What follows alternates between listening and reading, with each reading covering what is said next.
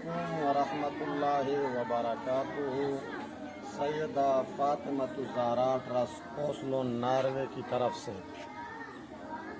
हमें ये शजरकारी मुहिम के लिए पौधे मिले हैं।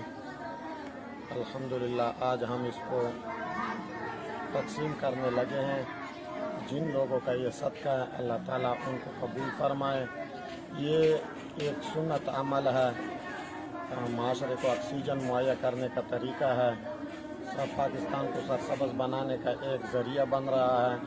अल्लाह ताला इन लोगों का ये डोनेशन अपने दरबार में कबूल फरमाए और जिन लोगों ने ये ताउन किया अल्लाह ताला उनके घरों में बरकत अता फरमाए और हमें पाकिस्तान को सरसब्ज़ बनाने में एक दूसरे के साथ मदद करने की तौफीक अता फरमाए। ये आप देख सकते हैं, ये बकायन है, ये अमरूद है, ये नींबू है, लेमू, ये जामू है, ये नीम का दरख्त है।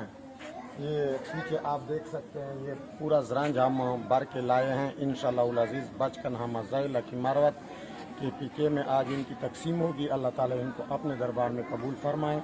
अस्सलामु अलैकुम वरहमतुल्लाहि वबरकातुहू।